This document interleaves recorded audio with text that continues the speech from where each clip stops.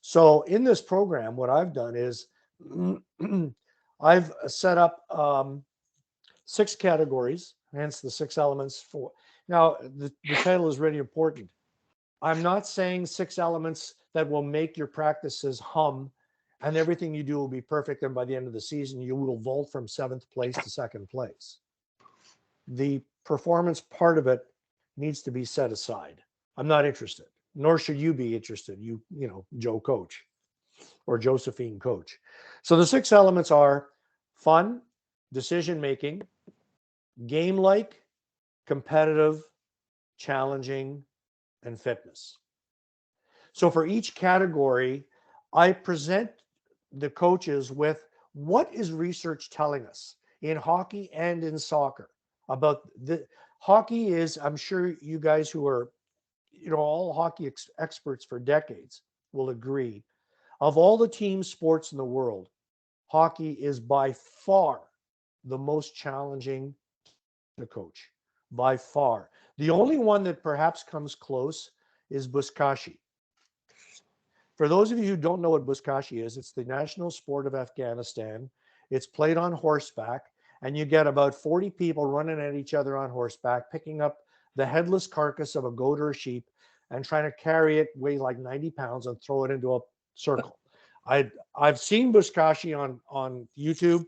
I haven't seen any referees because they'd probably be run over and killed. It does sound like hockey.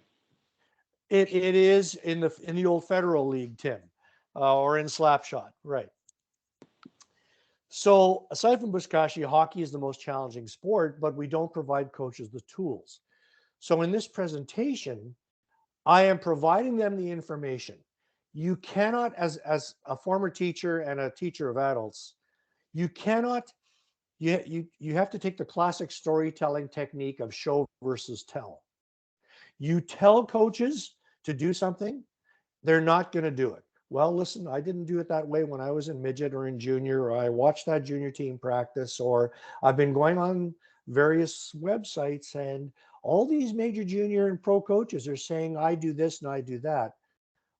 Our world in minor hockey is light years apart from the being on the ice daily world of junior, whether it's junior. I mean, I remember my last group in junior in Ottawa, we were on the ice every day.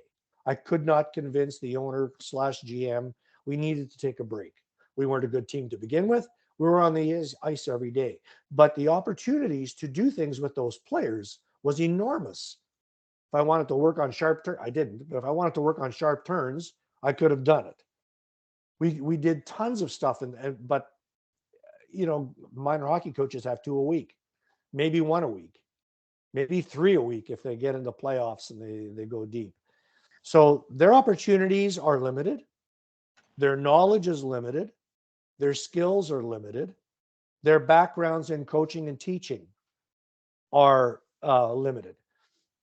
So I provide them the information, and then I say to the coaches or to the organization, all right, if you want to take this further, let's go further with it. Contact me. We'll look at a partnership in mentoring. But first, I have to provide you some tools.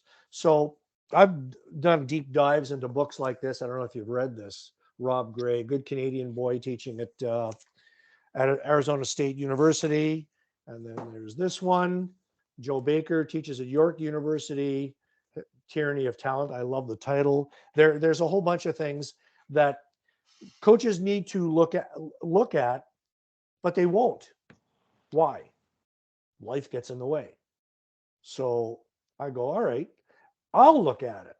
I will take snippets out of these sources and all the research docs that you can find online under Google Scholar or wherever, and I will provide you the information. So let's look at the first one, fun.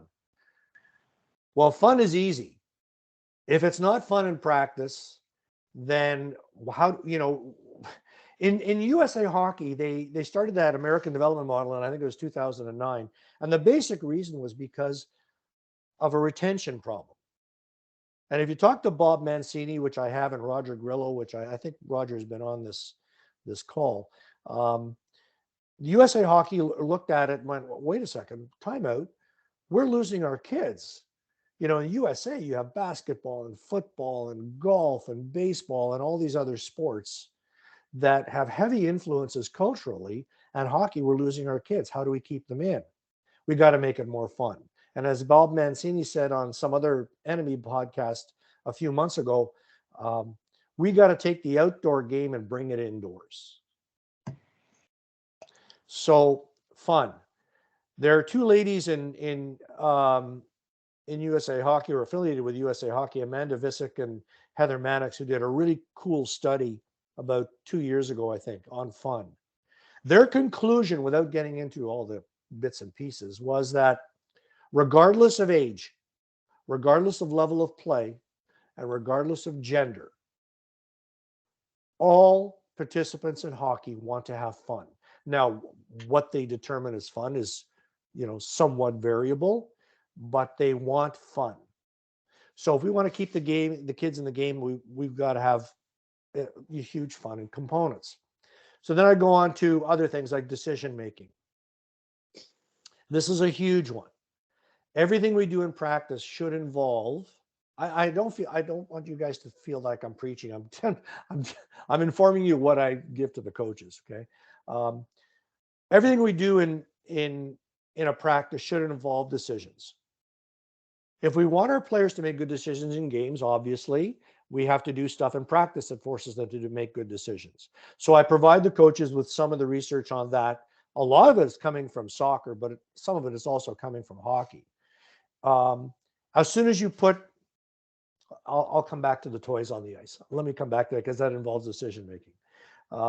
I show some videos in the presentation from stuff I've taken out here of kids participating in drills, activities, whatever you want to call them, where I ask the coaches, all right, watch this, observe, because the power of observation is crucial.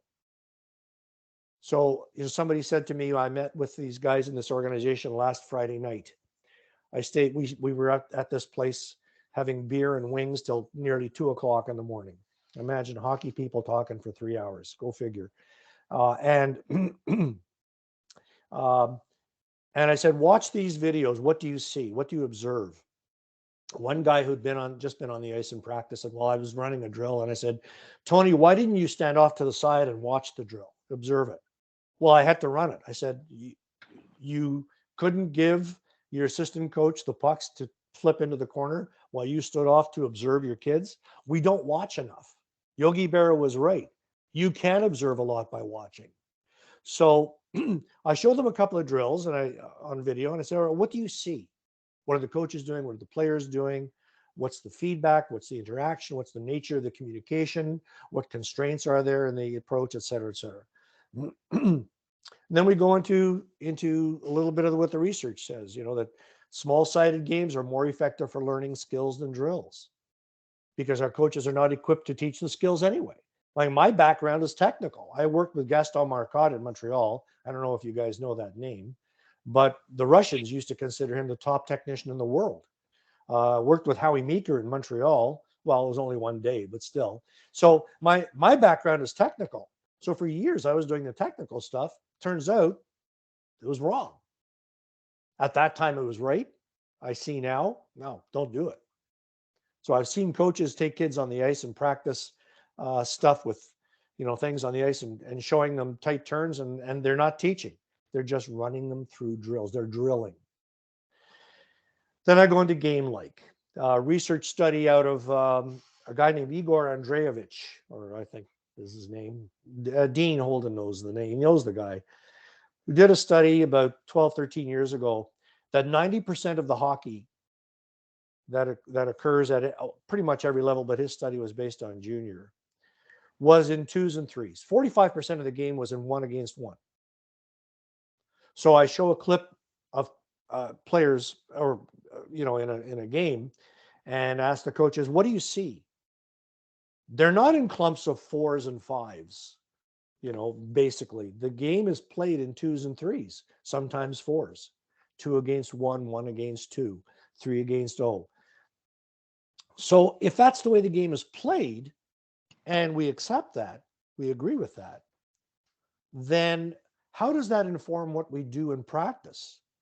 shouldn't our games reflect what we've done in practice? Practice the game. We all know that because we've been around the game since Morenz was a kid.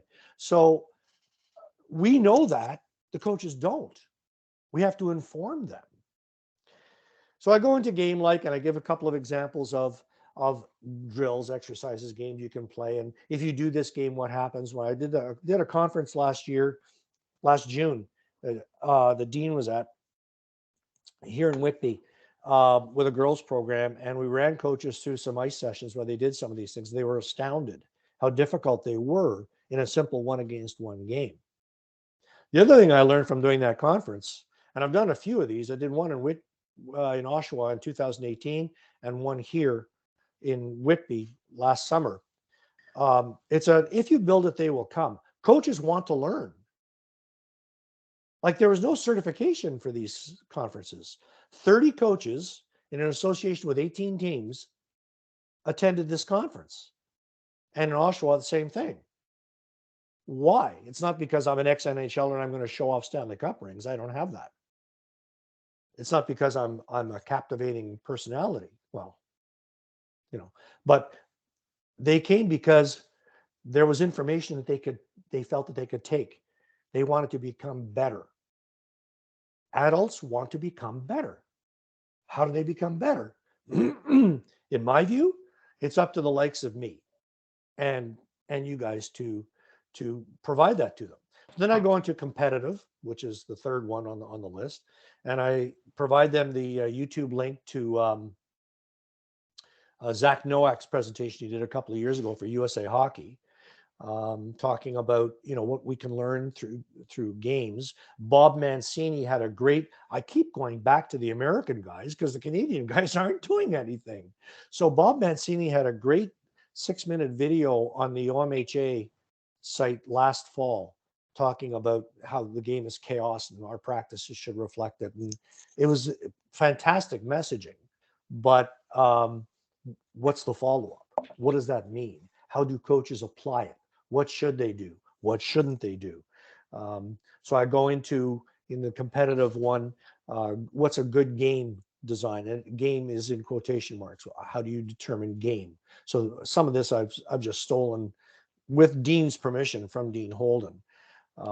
What constitutes proper games? What are the constraints? What should you do? What shouldn't you do? Why would you put in constraints? What is it leading to? And then I go to from competitive to challenging and the constraints-led approach. And I'm very cognizant of not throwing too much terminology at coaches. But in the presentation, I actually give them a handout with all the definitions. So I don't want to put definitions up on a slide. They've all graduated grade 6. They can all read. So I'm not going to put that up on the slide, but they'll have a handout. And I say, all right, look, read your handout on your own time, whenever. Here's what constraints mean. They're rules. They're limitations. If you're going to play 2 against 2, why are you doing it? What are the rules around it? Are you going to use a yellow puck or a green puck or a red puck? Which all might mean something different. And why would you do it? What is it what's the big message you're trying to get across? I should have started it by saying I start the presentation with what are the 4 rules in hockey? Play with the puck, play near the puck or supporting the puck, play defensive play. What the 4 rules. I don't have to go into that. So I go into the challenging part. I show them some photos taken from Rob Gray's book. He teaches at Arizona State, of Mike Trout, the baseball player, hitting 2 different stances. And then I show pictures of, I'm a Montrealer, Cole Caulfield of Montreal, taking a one-timer shot. And look at you coaches, what do you observe? What are the differences here? What do you see? So research is telling us that there are no 2 things that you do that are alike at any time, basically. Like, you can hammer a nail, 50 times, and every time you strike it, there'll be a different angle of your arm to your wrist to your, and so on and so on.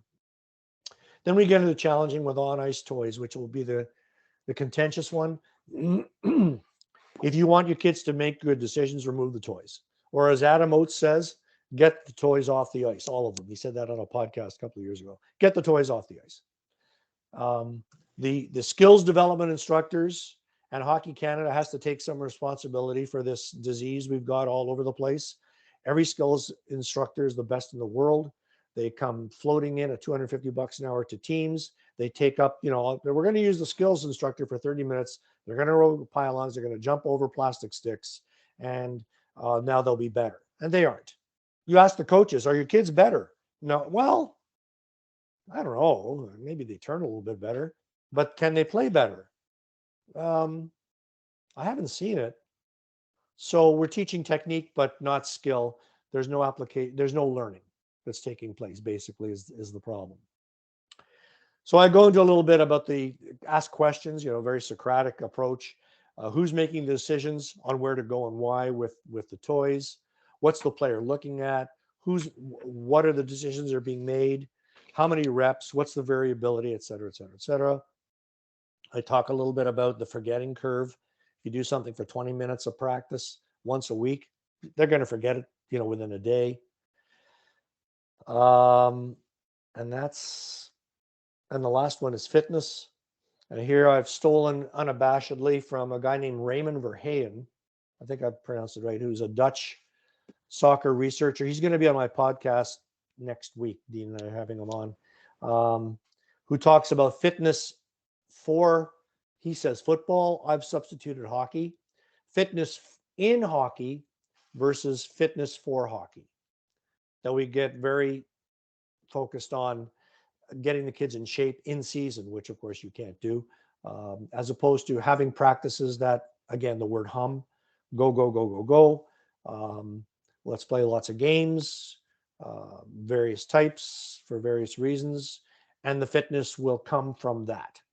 But the coaches don't know aerobic versus anaerobic. They've never heard those terms. They don't know their application.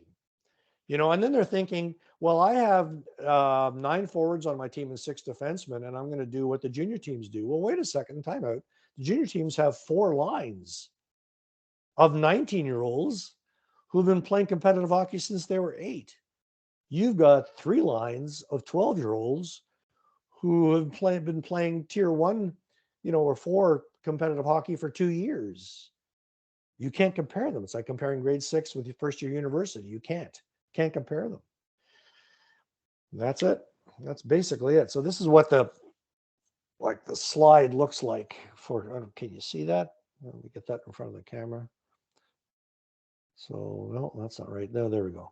I don't know if you can share your screen. Maybe I should do that. That makes even more sense. Yeah. Give it a whirl. I'd like to see if that works. Hold on. Okay. I put up a question earlier when you were talking, Richard, but yeah, I'm not sure where to go with this. But no, Richard's created this program, and I think every one of us has worked in the way we work with the programs that we're working with them, trying to do the programs they've been given. And it's a little bit different. It's I personally feel really awkward in the role of mentorship anymore. Can you see that? So I'm at a loss right now of where to go in the process of trying to contribute a little bit wherever I can. But anyway, we're looking at your Gmail, Richard. Oh, you can't see that? Oh, looking at my Gmail won't. No, my Gmail won't help you. Hold on. View tab. Oh, we don't want that one. No. Stop sharing that one. Okay. The share screen. Let's try this one. Chrome tab. Oh, there we go. That one. There. Yes. Can you see that? Yep. Yes. Yep. Okay. Richard. So it starts with Richard. Yes. Before you begin, I wonder if anybody's got a question at this point about what you've talked about. an observation relative to where they're coming from in their environments of mentorship over their years. Peter Whitney, go ahead. Yeah, so one of the things you talked about, Richard, about the skills coaches and teaching the various things, jumping over the sticks, et cetera. I think it's up to the coaches, and maybe this is part of what you do, is teach them how to learn those things with their kids, and how do we apply those in a game, right? If the skills coach is teaching them to learn, let's say, a Mohawk turn, Mohawk move, apply that in a practice so they understand that they use it to gain space, maybe along a wall, in order to do, as a defender, recover, use the net, Mohawk, so you can face up ice to make a play. So I think the skills are good. I think the kids need those, but I think it's up to the coaches to understand how, in fact, they can incorporate those into their practices so that the kids can have a practical application. And certainly a good skill instructor, I think, will share that with whomever they're working with. Here's what we do here, and here's why we do that. Here's how you can use it in a game. So I think the skills part is good and is important, but I think it's also important to find good coaches who can apply it in their practices. The research, well, first of all, coaches are ill-equipped. I have found, and I've seen a great many of these skills people, they're really ill-equipped to even follow up effectively. So they need to be taught that. So I agree there. The problem is that we want them to learn to play the game. And the breaking it down into, here's how you do a Mohawk. I don't even know if that's politically correct anymore, but learning how to do a Mohawk or any other type of skill, isolated from all the other things they need to be able to do in a game, is being shown in various research documents I have found to be ineffective. It's actually counterproductive. The kids are not learning. I don't know if you're familiar with Teaching Games for Understanding, TGFU. Are you familiar with that at all? I mean, I've heard the term, and used small games, and right. we call them small area competitions because I kind of like the way that sounds a little better. But well, TGFU began in Britain in the early 80s. It's a physical education term when they found that kids were not taking phys ed classes in high school. So they decided to, because they were teaching skills, they were breaking it down into skills, and the kids were turned off. So they were bored. So they stopped taking classes. So they came up with this gamified, I guess, approach, you could call it, called Teaching Games for Understanding. So they, hockey is an invasion sport. They have different types of sports: hockey, soccer, lacrosse, all under the umbrella of invasion sports. And they found that by putting the kids in a game type environment, they were more likely to try to apply skills, and that you could correct them as they go along. So there's a whole art to doing an activity, taking the kids who have trouble doing a certain type of turn, and providing them some instruction in that on the side. But not I saw a junior team out here where the assistant coach, who was a skills instructor, the girls that were 17 years old, they're junior level girls, so they're pretty skilled, and they were doing a warm-up drill. I didn't like the warm-up drill, but anyway, they did a warm-up drill, and after 4 girls had done it, he stopped the drill and was teaching them how to hold their stick, because he didn't like the way they were holding their sticks. And the girls are standing there for maybe a minute and a half, which is a long time, listening to this guy preach to them how to hold a stick.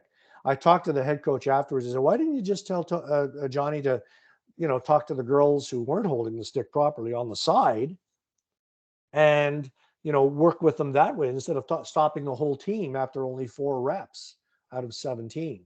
He said, oh no, you can't do that. Shouldn't they learn how to hold the stick properly? I said, well, yeah, agreed, but you have to stop the whole team to do it. That kind of old-fashioned approach. Coaches only have 2 practices a week. In house league, they have 1 practice a week. So taking the time out to show them how to do a particular skill. You said a Mohawk turn, a certain kind of shot. Who has time to do that? Shouldn't we get them to learn how to play the game, and then embed the instruction with another coach on the side?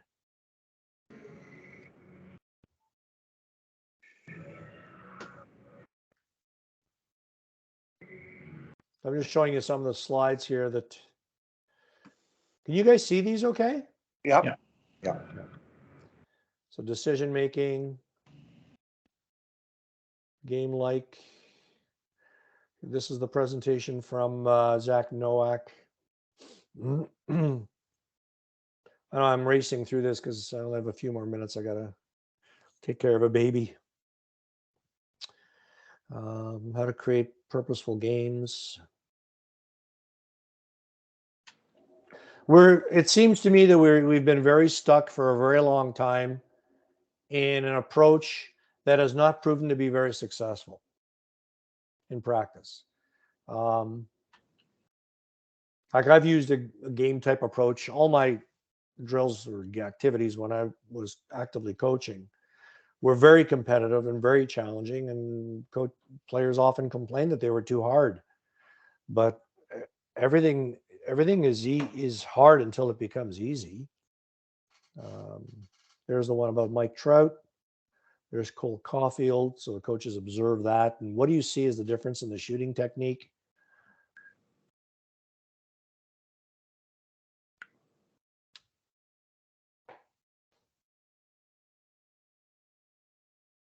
Appreciate you giving me the time here, Wally, to I know I'm preaching to the choir for the most part, I think.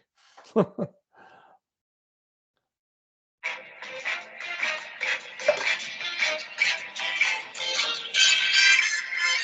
coming from me. Sorry, I can't talk. No, that's Wally's phone. Oh, okay. A familiar tune to us. What a great ringtone. Yeah. He pays $1,000 a week for it. Then there's this. That's where we all end up anyway. Yep. Richard, I'm going to throw a curveball at you. Sure. I observed Tom's practice last night and Wes's. They shared ice. And I look at the words you have with the SEEP program, and I would give both of them, if I was evaluating their practice, high scores out of 10 in terms of what they did in those words alone. Okay. But what bothered me, because I'm a creature of habit, Right. I didn't see important details of habit occur. Okay. For instance, they all did, Tom's group did half ice stops and starts. The other group did whole ice stops and starts. Now I observed over 6 players on each team stop and face the same way. Now that's a habit. Yep. So I'm saying the intervention of that particular tactical habit is something, for me, I have to address. And if I can't address it, I can't watch it. And I watched it with the Calgary Flames at a lightning drill. I got to talk to Marty Jelena, who was on the ice at the time when they did a conditioning bag skate. And again, 6 players stopped on their favorite side. That's a bad habit. And I brought it up, and Marty, at 2 practices later that I observed, made the area smaller. Coaches stood on one side, and they stopped and start facing the right way. Now, the details of stopping and starting, it was a crossover stop and start. Now, I'm a detail guy, so I'm one of those habit guys. I wouldn't take one person to the side.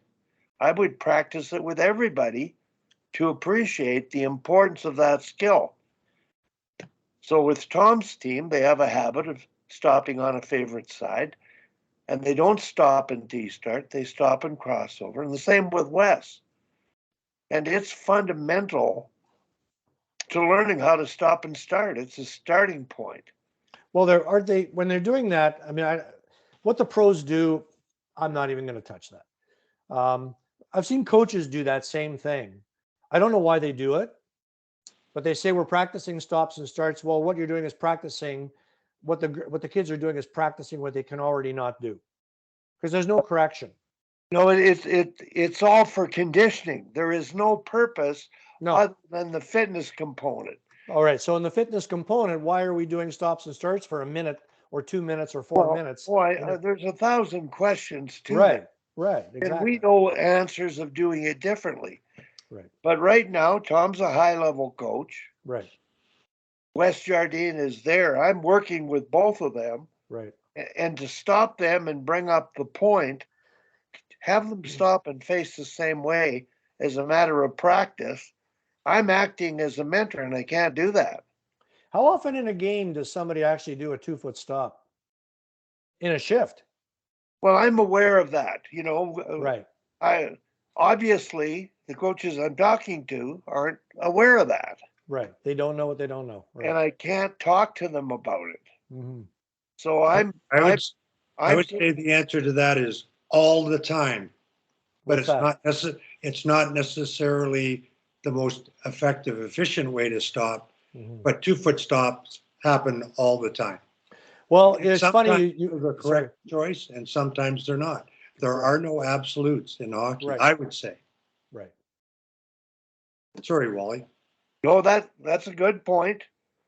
But I'm thinking, Tim, the habit of always facing the puck is when you don't have the puck, you want to see the ice.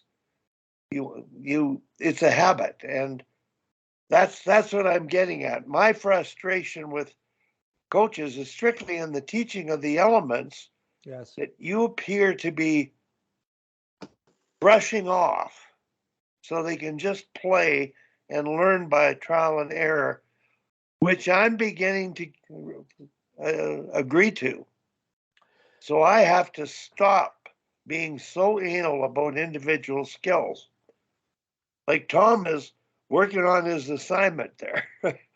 And he's the guy that I'm watching the practice of, where I tried to interrupt the drill and bring up a point, and it's not important enough to them given what they're doing. Well, they were stopping and starting. They were gambling whether a guy scored or not, and just going back and forth. It wasn't really. No, that wasn't the primary purpose of it. They were scoring. It was a punishment not a punishment, but it was a fun thing that if they guessed wrong, they had to skate back and forth. So I wasn't even watching their technique. So the habit isn't that important for the technique, and that's the point. The purpose, Richard. Right there, it was insignificant. No, but the thing was they were gambling, and we were having a little bit of fun. Yeah. It was a gambling shootout. Okay, I guess that's what I'm saying. They had fun. It went well. But in terms of my approach to watching things, I would interrupt it because that's important too. But according to Richard and Tom, I don't think interruption adds to the fun or the condition. Well, we could have said, make sure you face that end when you stop. It just never even occurred to me. I mean, Wally, you said you're anal about the technical. I don't know who's more anal, you or me, having done this for years and years and years of looking at a kid doing something and going, well, shouldn't their head be this or their arms be that or their feet like, and in the context of a hockey practice, it's really difficult to teach it. If coaches are provided certain tools to learn, well, okay, what are the technical parts of a tight turn? And they all say, well, hold the stick. Well, no, it's the head. But anyway, that's a whole other problem. You can put constraints, rules, limitations, whatever you want to call it, in an activity that forces them to stop a certain way, have an assistant coach or a head coach on the side to discuss with the kid or show the kid before their next turn, here's what you got to do with your feet. What I'm suggesting is, it's not coming from me. I'm the face of all this research, I guess, is that um, breaking down the skills in practice and trying to teach them, with all the toys on the ice or even without the toys on the ice, just using the dots and lines is actually counterproductive. And I've seen it myself. Like, that's a lot of practices I've seen in 3 organizations over the last 6 years. It's astounding when I ask coaches afterwards, what are they better at? And what do they do in games? How do they apply it in games? We're trying to get the kids to learn to play the game. Yeah. I would obviously, Richard, you got to go. I'd love to have a longer discussion about this, and maybe maybe the 5 of us will when you jump off. But sure. Like, doesn't the current state of the game, and I'm not talking necessarily, well, at the NHL level, yes, but at every level down to, you can say Bantam even, or Pee Wee, the current state of the game, everybody skates better Yes. than they did 35, 40 years ago. 5 years ago. Everybody Yeah. shoots better. Right. Everybody can handle the puck better. Right. So in some ways, is that not evidence that specific skill acquisition and development does work? Because that's been the whole focus in the game the last 15 years. And where I'm going is where I always go. It's not one way or the other way. Right. It needs to be a blend and a combination. And I'm one that, like, how do you apply a skill as a player if you don't know how to execute that skill? Some specific skill development, I think, is helpful, useful, and productive. And I would love to know how researchers prove that that's not the case when it seems self-evident where the game is now. Like, there is not a player in the NHL who you can point to and say, that guy's a poor skater. And 40 years ago when I played, there would be 5, 6, or 7 players on every team. And it's partly because there's way more specific skill, practice, and acquisition, I would argue. So it's a complex thing. Yeah, and I do have to jump off here, but I mean, it's somewhat anecdotal what the approach we're talking about. We do tend to fall back to the higher levels, and what the higher level kids, even the lower level higher level kids. I don't know if that makes sense, but the lower level higher level kids, they're on the ice 6 times a week. They're in summer hockey all constantly. They just keep going and going and going and going. The coaching is not necessarily better. The instructors are not necessarily better, but over the years that I've coached at every level up, through to junior and college, that the players who are more motivated, maybe, but the typical house league coach, the kids are just as weak. The tier 2, 3, 4, 5 competitive level players are still just as weak. Their knowledge of the ability to play is still just as bad. But what do we see? We see the best kids. We make that comparison. I don't know if there's a right or wrong answer here. I'm not even suggesting that a game type, again, in air quotes, type approach is the way to go. Thoroughly, like if you talk to Dean Holden, the whole thing would be game type, and he and I have discussed this. What I'm saying is that we have to train our coaches to be aware of how, what is the role of technique versus skill. Skill is the application of technique. Is it happening in games? Girls hockey is a mess out here. 19% of the girls hockey players in the world are in Ontario. The girls that I saw the last 2 years working in an organization here, they're being taught to push the puck with one hand on the stick. They can't stick handle for their lives. Are they better? The best kids are better because they're on the ice 6 times a week and go to 2 months of hockey schools and spring hockey. So anyway, Can I just interject something here? Sure. Horsewine did all, he field hockey and soccer. He set up the program for Barcelona and everything. And about teaching the skills, what he did is you create a need to know. So you have a game that maybe you have to make all your passes with your left foot, and then the kids be struggling because they don't have the skill. Then you have something, you call them corrective exercises, where you work on the technique of how you do that skill. Then you go back to the game again, that they've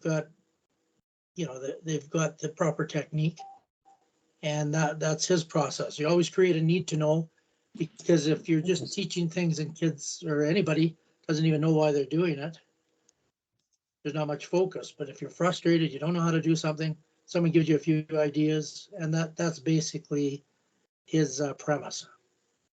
And I'm sorry, guys. There's a baby that I have to take care of, feed, change diaper, and I appreciate the time, Wally. I'll try to jump on again in the future. Okay, well, give everybody my email address, and let's get into a conversation. Love to hear what the feedback is. Hello, Hal. How the heck are you?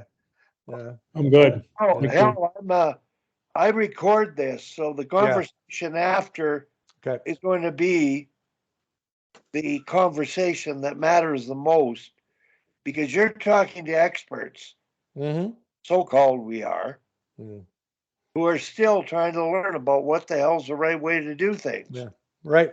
And I'm not sure I know at all. I feel dumber than ever right now. And so my conversations for the rest of the day is more in keeping with your approach and actually Hockey Canada's station and game-like approach. And depends what's going on in the stations. Let me finish. Yeah. I'm watching one coach live by the Hockey Canada model of 3 skill stations with great reputation. Are they proper and accurate? No, but there's activity, fitness. And then when they combined with Tom last night, they played a whole ice game, and they played some competitive games. They had fun. The practice would score a 9 out of 10 on every one of your points. It's just, for me, I wouldn't give it a 9 out of 10 because I'm a teaching asshole. No, and I'm serious. Yeah.